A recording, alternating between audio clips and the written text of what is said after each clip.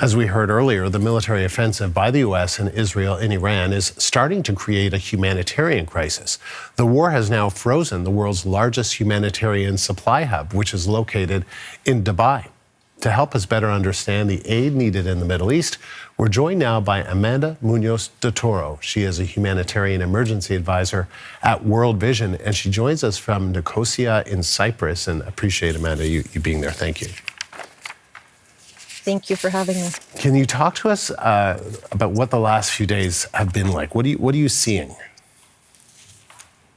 We are heartbroken and terrified at the increase of violence that we are witnessing. We are very, very concerned about the children and their families who once again need to suffer the consequences of war and displacement.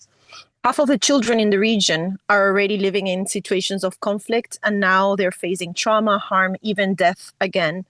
In the last hours, we are up to 97,000 people displaced, living in shelters. This is not counting the people that are still on the streets, the people that are fleeing the south, the people that are fleeing the neighborhoods that have been forcibly evacuated from south of Beirut.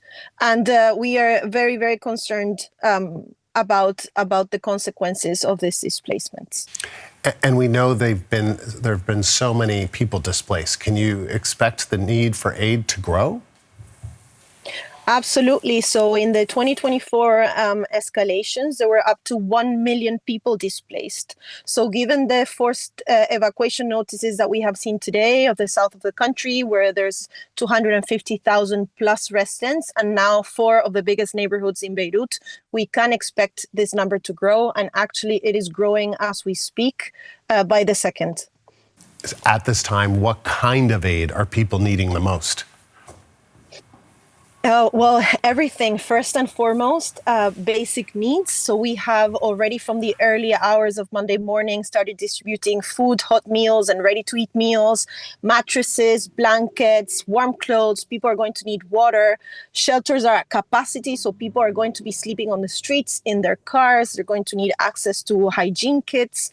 And in the south, there's still no access for humanitarians, and these people are going to be needing absolutely everything. And as hospitals close, we're going to have need for medical support. And for us, our priority is also mental health and psychosocial support for children. This new displacement is coming on top of a lot of compound vulnerabilities, and children have yet to heal from the previous escalations of conflict they have suffered in Lebanon.